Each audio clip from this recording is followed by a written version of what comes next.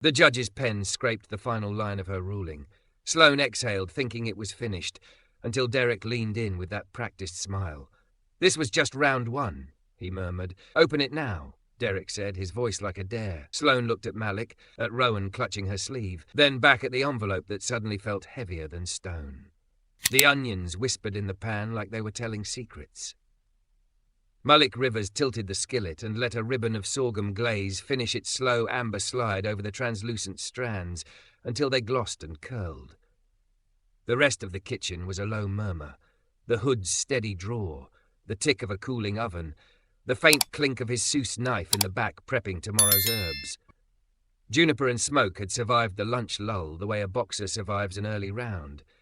Upright, breathing, not winning on points.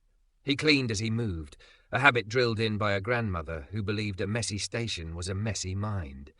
The dining room beyond sat mostly empty, all soft brick and warm light, the kind of intimacy he dreamed of owning when kitchens still barked his name like a challenge. The door chime rang. Late customer. She stepped inside with the kind of presence that made the room take a small, involuntary breath. Auburn hair piled into a messy bun that made order look like an afterthought. A wrap dress of deep green that hugged an hourglass figure without apology, curves that said softness, posture that said steel. Her heels clicked, paused, then softened against the rug as she pressed her phone to her ear and spoke low, controlled. "I don't care if he's your client," she murmured. "I won't write a puff piece because he bought an ad. If that's a problem, it's your problem." A beat. "Yes, I'm aware of my contract. I'm also aware of my spine." She ended the call. The silence after trembled a little and then steadied. "We're between services," Malik called, wiping his hands on his apron as he stepped to the pass. "But if you're hungry, I can put something together." Her eyes found him, sharp, green, tired in a way that wasn't cosmetic. They caught on his hands first, maybe because they were still lifted from the towel, long-fingered, nicked with a dozen old kitchen scars. Then her gaze moved to his face and stayed there a beat too long. "I'd be grateful," she said, voice lowering into honesty. "I've eaten airport food and freezer food for a month. Surprise me with something that reminds my body I live here." He smiled, small and genuine. "Any allergies? Aversions?" "Nope." A wry curve at her mouth. "Just ex-husband aftertaste." Malik didn't touch that line, but his smile widened. "Take a seat. I'll make you a plate." She slid onto a counter stool, set the phone face down like it had misbehaved, and exhaled. Up close, she looked like the kind of woman people underestimated until they didn't. Full mouth, with lipstick worn down by the day, freckles across her collarbone where the dress didn't quite meet, something in her gaze that suggested she'd forgotten how to be taken care of and was suspicious of remembering.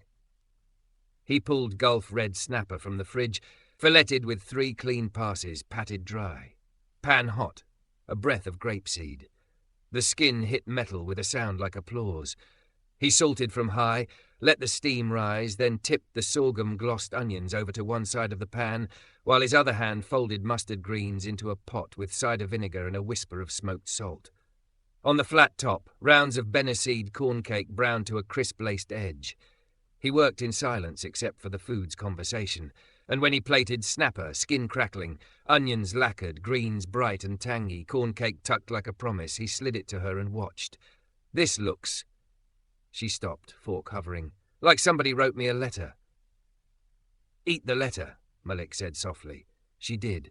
The first bite changed the geometry of her face, cheeks loosening, eyes closing, shoulders dropping a fraction like a burden had been set down on the bar next to her elbow. She chewed with attention. When she swallowed, she laughed on an exhale and pressed 2 fingers to her sternum like she needed to hold the feeling in place. "Okay," she said. "Okay." She took another bite, then another, then paused only to sip water. "The onions are sweet but not sugary. The greens snap without being bitter, and this corn cake, what did you do to it?" "Bene seeds, brown butter, a little rye flour for attitude," he said, "and a cast iron older than both of us." "I'm Sloane," she said between bites like names were dessert. "Sloane Kincaid. Aye, right, sometimes about food, sometimes about people who think they make food, but really they make weather." "Malik," he said. "Rivers. I cook because my grandmother taught me that food is grammar and heat is punctuation." Sloane laughed again, head-tipping, bun loosening another rebellious strand. "My ex-husband swore he could cook," she said. "Which is to say, he bought expensive pans and waved them at delivery." "Ambition counts," Malik said mildly. "So does heat." She took a small, decisive bite of skin, crisp crackle loud in the hush. "You cook better than my ex-husband," she said, looking at him as if naming a truth would make it real. A beat, and her mouth tilted. "And you look better too." The line landed between them like a thrown glove. Malik felt it and set it down without letting it bruise the moment. He'd been in kitchens where compliments were currency and seduction was a tip jar. This didn't feel like that. It felt like relief voicing itself. "Occupational hazard," he said lightly, even as he felt the thud of his own pulse against the inside of his wrist. "Stoves are good for cheekbones." She angled her chin, considering him as if he were another plate to be assessed. "It's not just cheekbones," she said. "It's the way you listen while you cook, like the food talks, and you actually care what it's saying." "My grandmother called it standing close to the pot," Malik said. "Most problems in life can be solved by standing close to the pot and paying attention." Sloane leaned her forearms on the counter, the movement pressing the dress into the outline of her. She didn't weaponize it, didn't pretend it wasn't there. What about the problems that climb out of the pot and set your kitchen on fire? Add water slowly, open a window, don't run. God. She huffed a laugh that sounded like gratitude disguised as sarcasm. "You sound like a therapist who smells like smoke." "Occupational hazard," he repeated, and when she smiled back he felt something in his chest answer. She ate until the plate shone. He slid over a spoon with a skillet of peach spoon bread he'd set aside for staff meal, and she looked scandalized and then surrendered. When she finally put the spoon down, she sighed like the body does when it remembers its own warmth. "How much do I owe you?" she asked. "You can owe me a story," he said, then shook his head. "That sounded like a line. Pay for the food. Leave me a sentence." Sloane reached for her purse and hesitated. "I'm freelancing now," she said. "Used to have a masthead. Left it, or it left me. Depends on which lawyer you ask. I'm not here for a review." Her eyes flicked up, direct. "I'm here because I was hungry, and because the last thing my ex said to me this morning was that I don't know the difference between taste and attention. I guess I needed to prove him wrong to someone who could tell." "You did," Malik said. "For what it's worth, you taste like you mean it." Colour rose warm along her cheekbones. She signed the check, added more than he expected, then tucked a card beneath the receipt, as if it might bolt. "If you ever want to talk recipes," she said, standing, gathering herself, "or weather." He took the card, read her name again, the small italic beneath, "Features, Southfold Magazine." He looked up to return it, but she was watching him with a half-smile that did something irresponsible to his heartbeat. "What time do you usually close?" she asked. 9, he said. "But I'm here late most nights. The bread likes company." Her mouth made an almost kiss of a shape around that answer. "Maybe I'll come by when your bread is lonely." She slipped her phone into her bag, tugged the strap over her shoulder, and for a second her fingers trembled, just a flicker, and he knew the phone call had cost her something. "Hey," he said, surprising himself. "Whatever that guy said, he's wrong about you." "Which guy?" She arched a brow. "There are so many." "The one who thinks you don't know the difference." He lifted a shoulder. "You do." Sloane regarded him as if the sentence were its own dish. Then she nodded once, not a performance, a seal. "Thank you," she said, and the words sounded heavier than their syllables. The door chime sang again as she stepped out into late afternoon light. The air hummed with summer holding on. Malik stood with her card in his hand until the chill of the stainless counter seeped into his wrist and reminded him. Tickets, prep, bills, life. He turned back to the line and found, beneath the signed receipt, a scrap torn from her notebook. 2 lines in a fast, looping hand. "Some meals put you back together." This was one. He slid the scrap into his wallet where a picture of his grandmother used to be and returned to the stove. The onions had gone quiet. He turned the flame low, listened, and waited for them to speak again. The next day the door chime rang just after 3, when the dining room wore its quiet like a pressed shirt. Malik looked up from a bin of collards and saw her again. Sloane, hair in a looser bun, a deep blue wrap dress hugging her curves as if it had been custom-fitted by memory. Beside her stood a boy with unruly brown hair and the open, investigative eyes of someone who reads the room before he speaks. "Hope we're not too early," she said. "This is my son, Rowan. He wanted to meet the man who makes the corn cakes that taste like butter pretending to be cake," his words. Rowan's ears pinked, and he lifted a hand. "Hi." "Best compliment I've heard all week," Malik said. "Welcome to Juniper and Smoke. You two hungry?" "Always," Rowan said. "I promised we wouldn't take too much of your time," Sloane added. "I know it's prep hour. The pots complain if I ignore them, but they like an audience." Malik nodded toward a corner table near the pass. "Lemonade, sweet tea?" "Lemonade for him," Sloane said, "and tea for me, sweet." Tasha, Malik's Sue, tattoos like constellations running up both forearms, popped her head from the prep station. "On it, chef." She gave Sloane a once-over that wasn't unkind, and then smiled at Rowan. "You play any sports?" "Baseball," he said. "Shortstop. My mom says I dive like I'm trying to catch the whole field." "Ambition counts," Tasha said, echoing Malik from the night before, and winked at Sloane like they'd all agreed to the bit. Malik set a small plate of pickled okra and spiced pecans between them to stall the hunger, then moved through the kitchen with his particular ease. He pulled a slab of catfish, milk-soaked and ready, dredged it in cornmeal he'd seasoned with paprika and ground fennel, and laid it into hot oil. The crackle lifted Rowan from his chair as if sound itself had tugged his sleeve. "You can stand at the pass," Malik said to the boy. "Hands on the ledge, no leaning." Rowan obeyed with solemn precision. Sloane took her tea and stood beside him, close enough that Malik could feel the temperature of them, some blend of citrus and skin and a perfume that wasn't trying hard to be anything except hers. "Why did you become a chef?" Rowan asked, chin just clearing the stainless.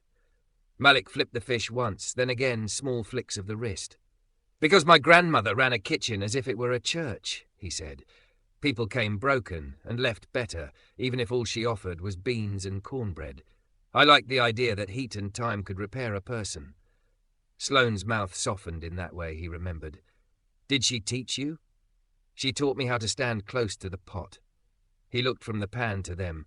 "Most of cooking is attention. Most of life, too." Rowan nodded like this had been a debate he'd been losing alone. Malik plated, catfish in 3 crisp arcs, a spoon of tomato chow-chow bright as a traffic cone, wilted greens, and a small round of Benny corn cake. He added a second plate with smaller portions and pushed it to Rowan as if passing a secret across a desk. Rowan took his first bite and then made a noise that meant his mouth was too happy to remember manners. "This is insane," he said around a swallow, then glanced at his mom, guilty and delighted. "Sorry." "Apologize to the grammar, not the feeling," Sloane said. She forked a piece and closed her eyes as she chewed, almost the same way as yesterday, but more careful, as if she didn't want to miss any syllables. "That fennel, why is it working?" "It shouldn't. It pretends to be sweetness so the cornmeal doesn't have to," Malik said. "Partnership." Sloane's eyes flicked up at the word. Something invisible tightened and released. "Partnership," she echoed quietly. They ate. The room breathed. Tasha swung by with more napkins and a mock glare for Rowan's chow-chow-stained knuckles. "Kitchen rule," she said. "Red sauce stains count as 2 runs against you." "I'll still win," Rowan shot back. When the plates were mostly clean, Rowan pointed at the line like a tourist at a skyline. "Can I see?" Sloane started to say no. Malik watched the muscle in her jaw work, the reflex to protect, the second reflex to let the world happen. "He'll stay close," Malik said, "and he won't touch heat." Rowan looked at his mom. Sloane looked at Malik. 2 minutes, she said. Malik led the boy to the station like a small parade. He showed him the hotel pans, the burners, the fridge drawers. He placed Rowan's hand on the cool handle of a whisk and guided him through the circles, wrist, not elbow. He cracked an egg one-handed in a way that wins small audiences and let Rowan try with 2. The shell broke ragged, but the yolk stayed intact, a tiny feat that lit the boy up. "See?" Malik said. "Respect the thing you're touching, and it usually respects you back." "Is that true for everything?" Rowan asked. "It's a good default," Malik said. "Doesn't always save you, but it keeps you honest." Sloane had drifted to the edge of the line, hands wrapped around her tea, watching. From here Malik could see the pale scatter of freckles where her dress crossed, the firm line of her collarbone, the soft give of her mouth when she was unguarded. She caught him seeing and didn't flinch, didn't pretend away the shared charge. She just held his gaze for a count and then looked down at her boy, whisking as if he'd found a friend. A server flipped the sign to closed for the hour. The light through the front glass shifted cooler.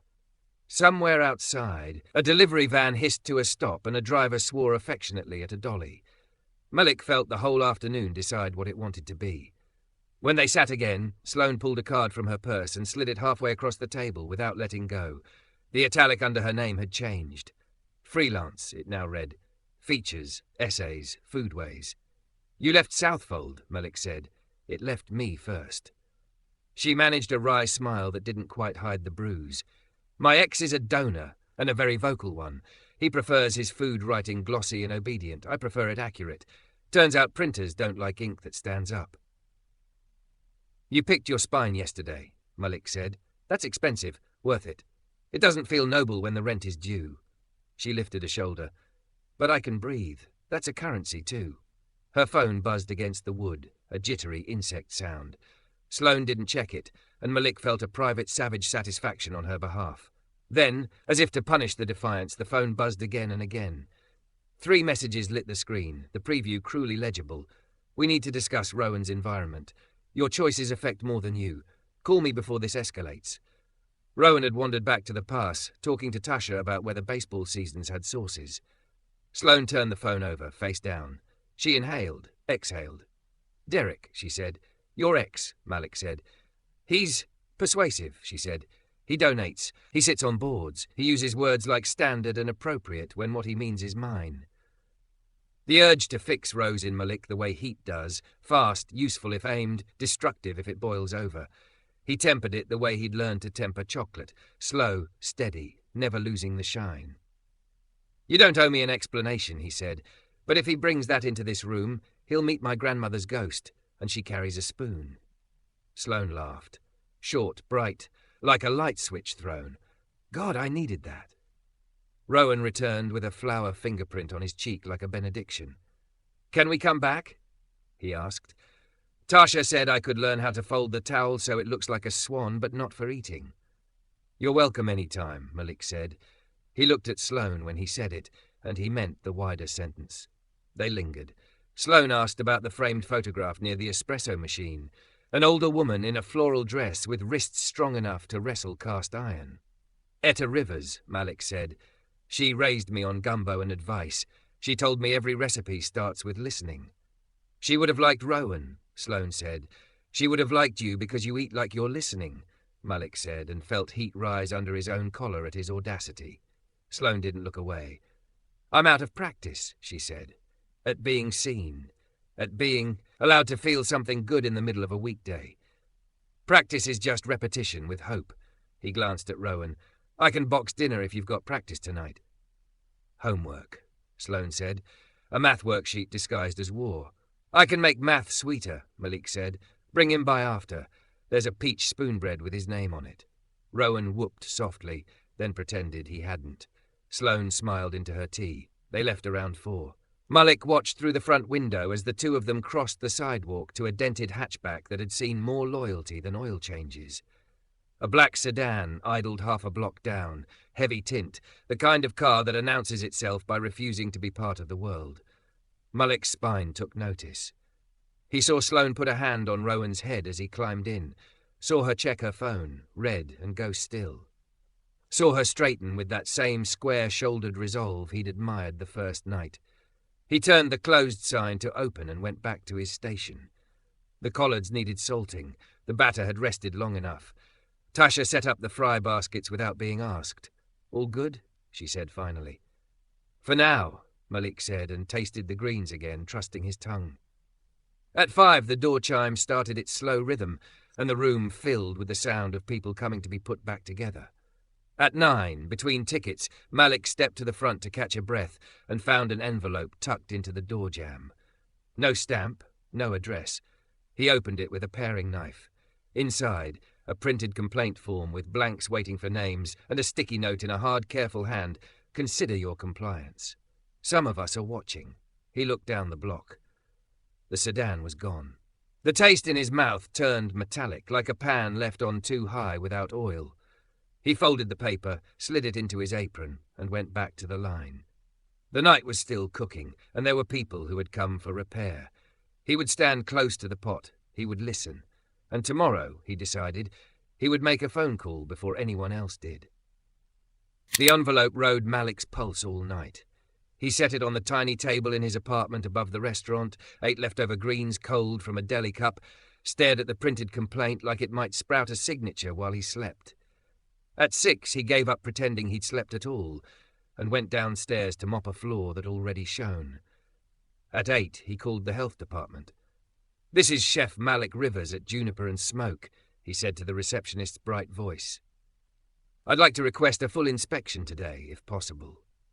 There was a pause, the kind that means people usually flee those words, not run toward them. "Let me see," she said. "Inspector Leon Price has an opening late morning." "Put me on his route," Malik said. "I'll be ready." He hung up and turned to Tasha, who'd arrived with a tote of herbs and a face set to war. "We're not changing anything," he said. "We're just making sure the truth is visible." Tasha snapped on gloves with the flourish of a surgeon. "Truth is going to sparkle so hard it'll blind them," she said. They worked without speaking much, pans reset, thermometers calibrated, gaskets wiped, labels fixed on anything that hinted at ambiguity. Malik checked the walk-in like it was a chapel, raw overcooked, dates legible, lids tight, nothing sweating where it shouldn't. He hauled the grease trap lid like it weighed less than his worry. At 10:30, the front door chimed and the sound threaded through the room with unusual authority. A tall black man in a crisp polo stepped inside, flash of badge, eyes that saw everything. "Inspector Price," he said, and shook Malik's hand like it mattered. "Thanks for coming," Malik said. "We had what I think is a pre-complaint. I like clean kitchens anyway." Price nodded. "Clean is easy to verify. Malice takes longer." He spoke without drama, then pulled out swabs and a pen. "Let's begin." He began at the dish pit, smart man, and worked forward. He checked drains, temps, the seals on reach-ins, the sanitizer parts per million like he was grading a math test. He asked Tasha to demonstrate her cooling procedures and watched her walk through the log like a proud teacher. He stood in the walk-in with his eyes closed for a moment, like he was listening for something. "Smells like brass tacks," he said. "That's a compliment." In the middle of it, the door chimed again. Sloane stopped short at the sight of the clipboard, the gloves, the official posture of bureaucracy. Her dress was black today, the fabric soft at her waist, her hair in a messier version of a bun like she'd wrestled a morning into compliance and almost lost. "I can come back," she said, voice tight. "You can stay," Malik said before the words could cost her anything. "We're showing off." Inspector Price glanced up. "You're the food writer," he said, not a question. "I am," Sloane said carefully. "You wrote the Ice House piece last year, the one that made them stop calling microwave ribs an heirloom method. I liked that article." Her mouth wobbled. "Thank you." Price smiled for the first time and went back to work. Sloane stepped to the corner of the pass, set her bag down like it might bite, and wrapped both hands around a paper cup Tasha passed her as if it were an anchor. "Did you get something at your door?" Malik asked quietly as Price knelt to inspect under the ranges. She looked startled, then tired. "Not an envelope."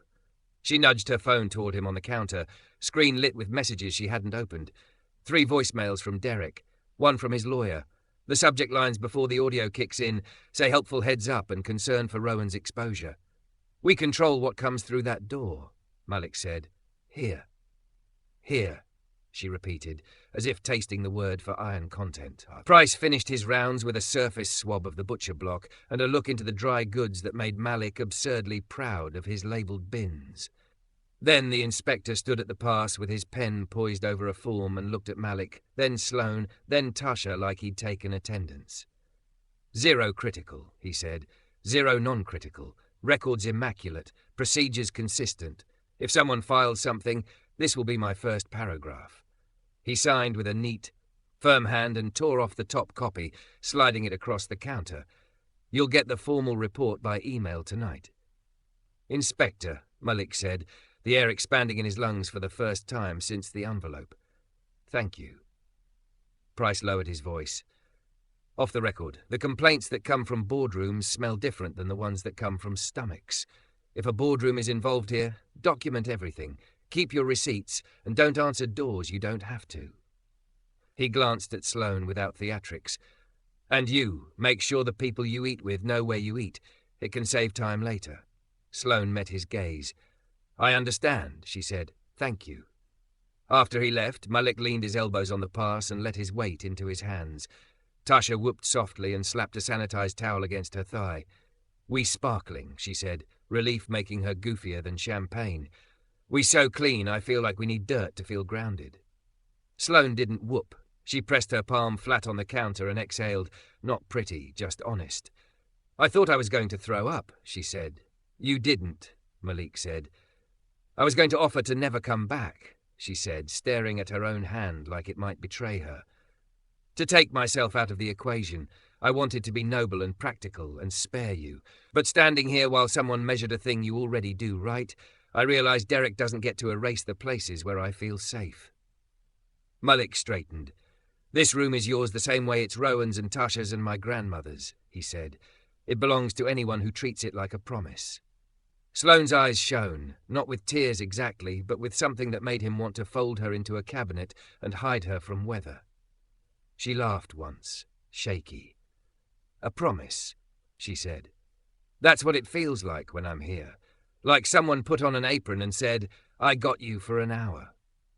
I got you as long as you need, he said, and Tasha slid noisily into the walk-in because she respected privacy more than she pretended to. The lunch rush came early and hot, as if some invisible bat signal had gone up over their block. Construction workers in neon vests, a trio of nurses with the weary buoyancy of people who joke their way through hell, a retired couple who split plates and argued lovingly about salt. Malik cooked like the thing under his ribs had been reset. Faster, surer, freer. Sloane commandeered a corner of the bar with her laptop and turned coffee into paragraphs, glancing up every so often to watch him the way people watch small miracles that still feel like work. At 2, the room emptied down to crumbs and the hum of the dish machine. Malik wiped the pass slow, a reverse snowfall. Sloane closed her laptop and didn't move to stand. Derek called Rowan's school, she said without preamble. Asked about their dismissal policy, who picks him up, whether guests are allowed at after school. He's building a binder. He's going to say I'm unstable because I left a magazine and started telling the truth for money that arrives erratically. He's going to say I'm reckless because I bring my son to a kitchen that uses knives and heat. Malik wanted to reach for her hand the same way you reach for a pan about to fall. Instinctive, protective. He held still because he also respected her spine. What do you need? She blinked at the question, as if it had been a long time since someone asked it without an invoice attached. I need to not feel like this is my fault for choosing joy, she said. I need to know that if I keep choosing it, I won't destroy the people who give it to me. You won't, Malik said. And if he files, we answer with receipts. Today's report, your pieces, Rowan's teacher, the fact that he eats more vegetables in my dining room than anywhere else on earth. He tried a smile. We'll subpoena the spoon bread. That startled a laugh out of her. It cracked into something softer. She slid off the stool, came around the corner of the bar like a tide rounding a rock, and stood in front of him. Up close he could see where her lipstick had faded, where the bun had surrendered a rebel curl to her neck. She smelled like citrus and ink, and the indefinable thing that had walked into his restaurant 2 days ago and rearranged his furniture. I should be careful, she said, and her voice was rueful, not coy. But I don't want to be careful with you. Then don't, he said. He didn't lean. He waited. She stepped forward into the space he made and put a hand flat against his chest, not a test, a finding. Malik set his palm at her waist, heat, fabric, breath, and felt the electric comprehension of fit. When she lifted her face, he met her, slow and exact, the way you set a lid on a pot that's finally at a simmer. The kiss wasn't hungry, it was precise. It said here, it said yes, it said we will not run. Tasha emerged from the walk-in with a gallon of stock and a grin that could have boiled it. She snorted, which broke the spell enough to let them laugh against each other's mouths. Sloane pressed her forehead to Malik's shoulder and breathed like she'd made a decision that would require weather reports and also dancing. "Rowan's with my sister tonight," she said into his apron. "We don't have to be noble every minute." "We can start with dinner," Malik said, because he could feel the edge of the cliff and wanted to build a fence before they ran. "Dinner," she agreed. "And talking. And me telling you what Derek is likely to try next so you don't get surprised by men who weaponize charm. Men like that hate clean kitchens," Malik said. "There's nowhere to put their dirt." She pulled back enough to smile up at him. "Promise me something."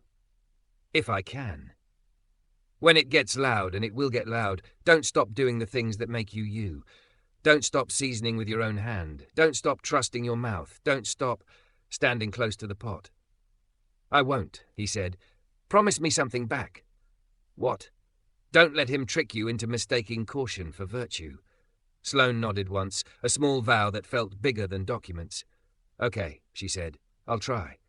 At 4, she left to pick up Rowan, kissing him again at the door, quick and sure, a punctuation mark that made the rest of his day read differently. Malik watched her cross the sidewalk. The black sedan was back, farther down this time, pretending to be any car. He didn't flinch.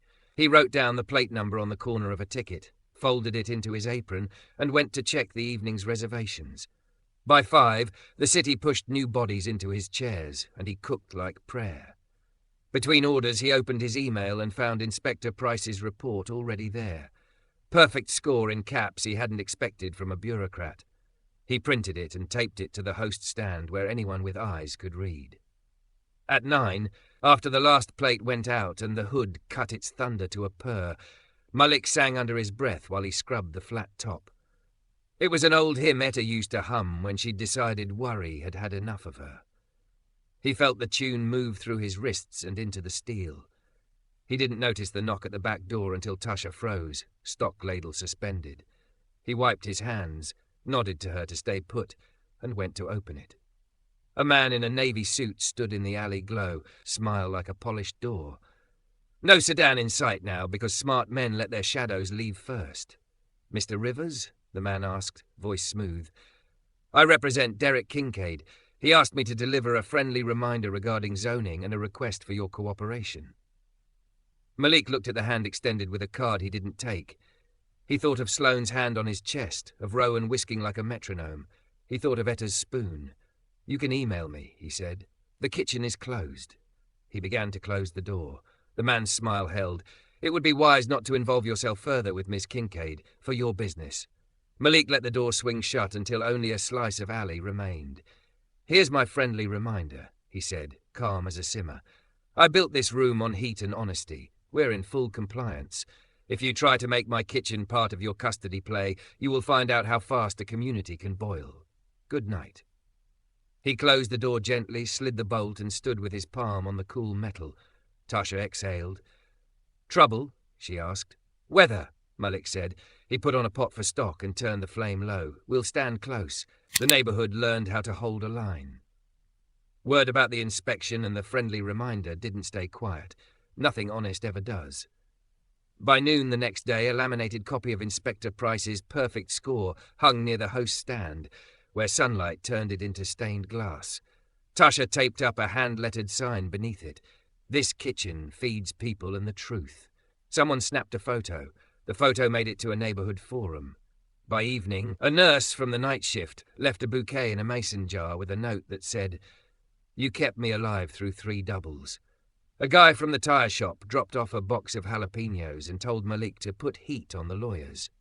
An older couple ordered extra dessert for legal fees and winked like conspirators.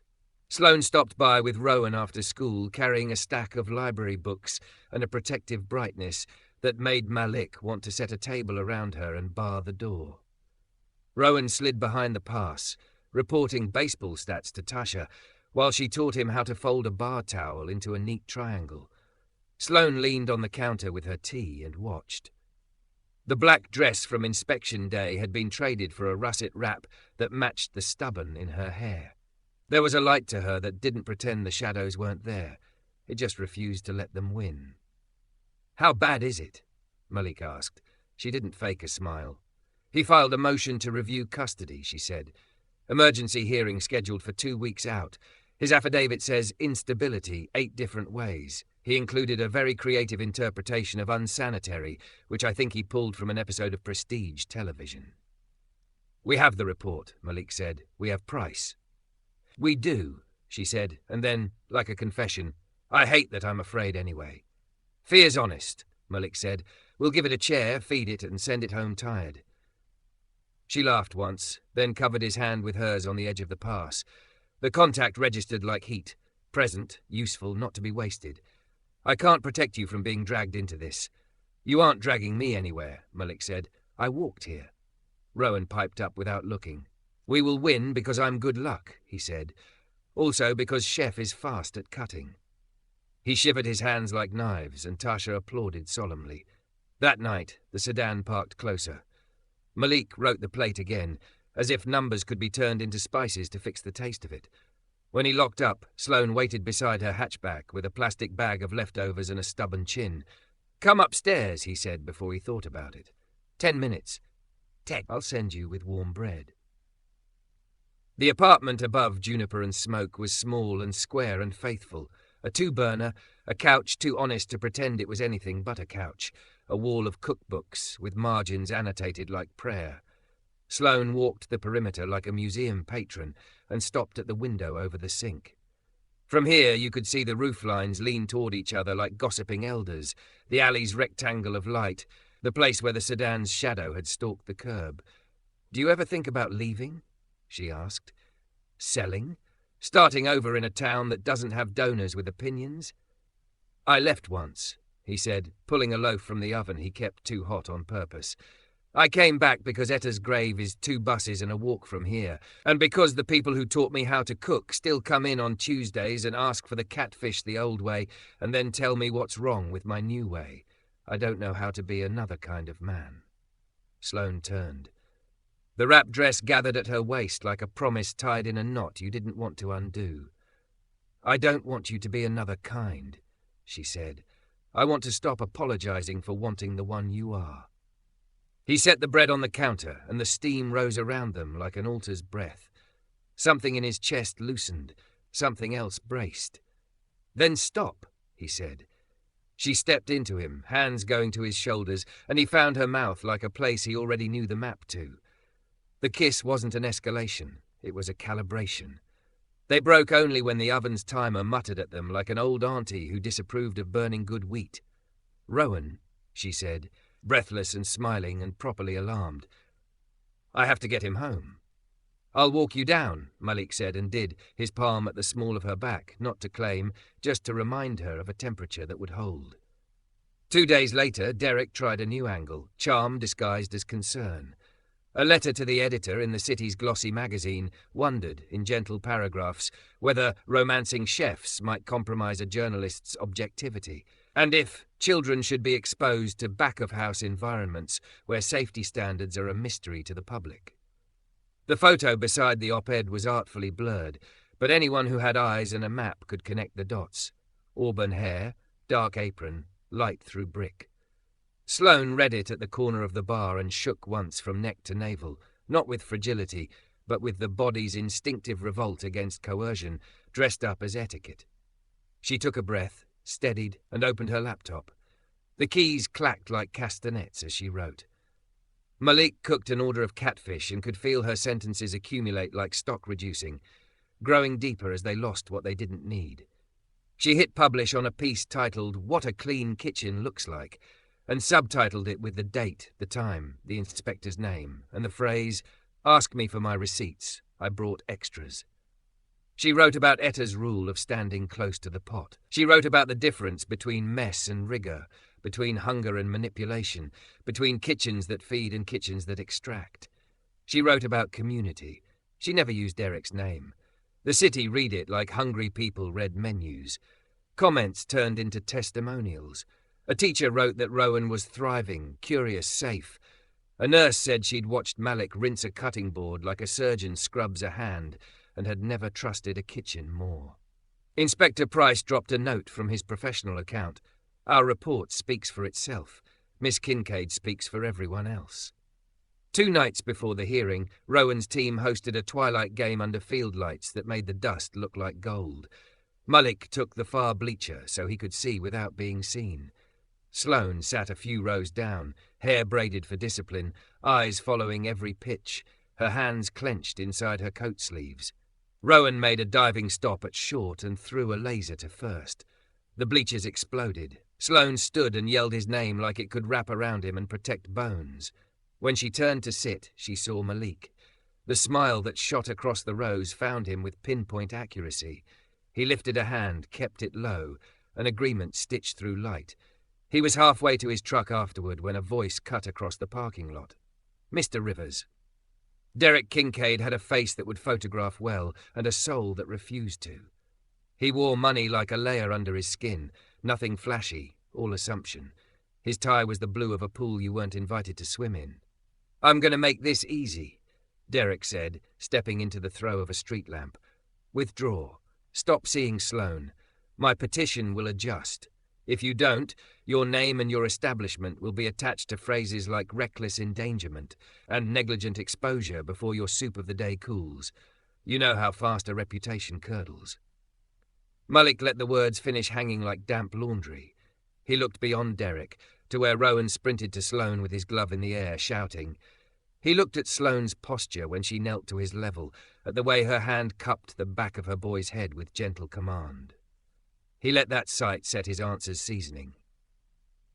"Here's what's easy," Malik said. "You stop using your son's custody as a lever to control your ex-wife's love life.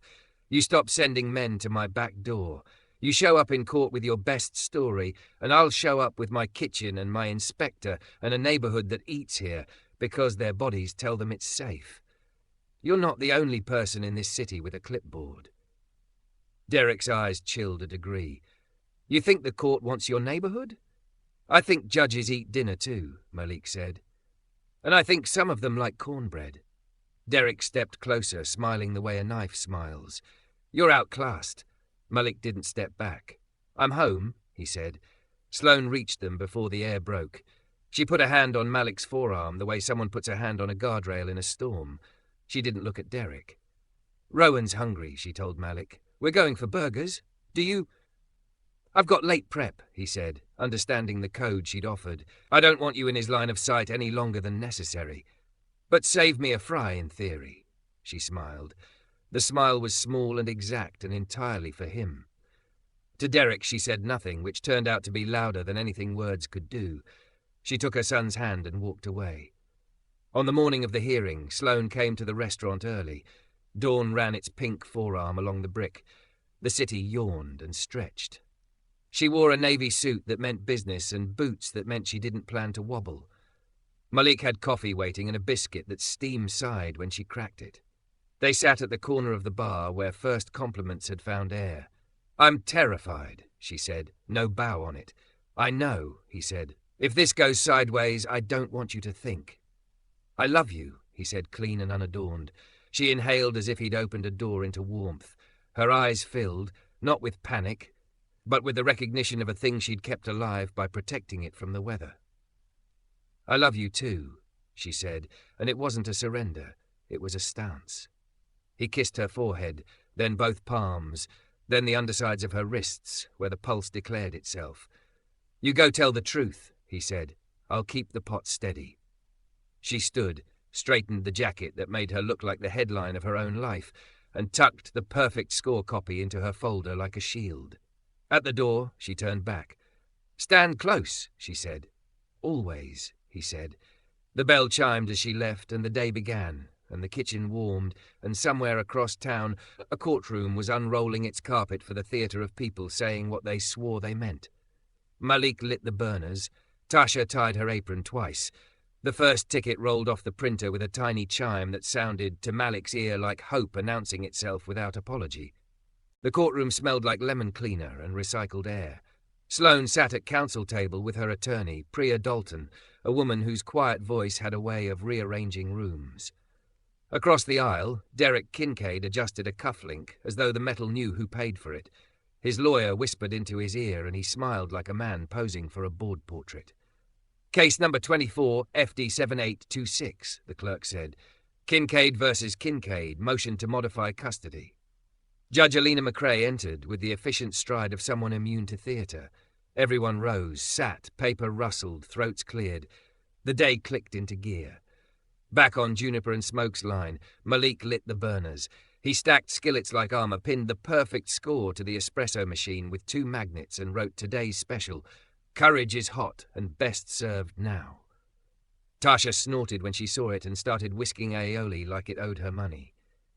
Derek's lawyer began with sentences polished to a sheen. "Your Honour, our concern is stability. Miss Kincaid's recent choices, leaving a stable post, fraternizing with a subject of potential coverage, bringing the minor child into a commercial kitchen, demonstrate a lapse in judgment. We seek a prudent modification until she can demonstrate an environment more appropriate to the child's welfare." Appropriate. Sloane felt the word like a thumb on the top of her head, pushing down. She breathed. Priya touched a fingertip to the corner of the table. "Now." "Your Honour," Priya said, standing. "We have receipts, literally." She handed up a packet. "Inspection records, school reports, letters from teachers and neighbours, and we call Inspector Leon Price." Price took the stand in the same crisp polo he'd worn to the restaurant, badge replaced by oath. He stated his credentials, the date of inspection, his findings. 0 critical, 0 non-critical. Logs immaculate, he said. I don't say that often. "Is a commercial kitchen inherently unsafe for a child?" Priya asked. "It's inherently supervised," Price said. "Safety is procedure. This establishment follows it. When the child visited, he was kept at the pass away from heat and blades and supervised by staff." Derek's lawyer tried to pry. "Inspector, are you aware that Miss Kincaid romantically associates with the chef?" Price didn't blink. "I'm aware my job is to evaluate kitchens. This one is clean." Laughter pricked the room and died quickly when Judge McRae lifted a brow. They called Rowan's teacher by video. "Rowan is steady," she said. "Curious, kind, focused. If you're asking whether his mother's choices are harming him, no, he's thriving." Sloane folded her hands in her lap so the tremor wouldn't translate to air. When it was her turn, Priya guided her through the story as if they were laying a table. One piece at a time, no flourish wasted. Sloane said divorce, work, truth without blinking. She said, "I bring my son to a place where he is welcomed, supervised and fed," and the words felt like a door locked against weather. Derek took the stand with a polished humility that gleamed. "I only want what's best for my son," he said, voice pitched to paternal sorrow. "A quiet environment, predictability, professional boundaries." "Did you send a representative to Mr. Rivers's place of business with a friendly reminder?" Priya asked. "I don't recall that phrasing," Derek said, smiling with his eyes closed. Priya slid the printed card onto the evidence tray. "Your business card is memorable." Judge McRae leaned forward. "Mr. Kincaid, did you file or prompt a complaint with any city office regarding this restaurant?" Derek's lawyer began to object. Derek lifted a palm. "I merely inquired," he said, "as any concerned parent might." The judge made a note. When the judge asked to speak with Rowan privately, Sloane learned the exact wait of 15 minutes. They waited in the hallway with the stationary quiet of courthouses. Footsteps swallowed by carpet, a water fountain gurgling in a niche, 2 people arguing softly about a filing fee. Priya checked her watch and didn't say breathe, but Sloane breathed anyway. When Rowan emerged with the bailiff, his face was solemn but unworried, the way a boy looks after telling the truth. Back at the host stand, a man in scrubs read the perfect score and pointed it out to his mother on FaceTime. "Told you," he said. "Safest greens in the city." Malik plated catfish and tried not to look at the phone every 30 seconds. Failed. Looked anyway. He could sense the instant the decision shifted across town, the way a kitchen knows when the stock has found itself. They reconvened. Judge McRae stacked her notes, lined them with care, and spoke. "Family court is not a theatre," she said, "but it is a place where stories are told. I have listened, I have read, I have spoken to a thoughtful child who knows he is loved. I find no evidence that Miss Kincaid's parenting is compromised by her employment or personal relationships. I do find evidence of a concerted campaign to control her choices through legal pressure and innuendo." Derek went very still. The judge continued. "The motion to modify custody is denied. Furthermore, this court orders both parents to complete a co-parenting course, and directs Mr. Kincaid to refrain from contacting Miss Kincaid's associates for the purpose of intimidation. Use of city offices as a cudgel will be looked upon poorly in the future." She signed. The sound of the pen might as well have been a gavel. Outside the building, the September air had that bright, brittle edge Atlanta gets when summer is clinging by its fingernails.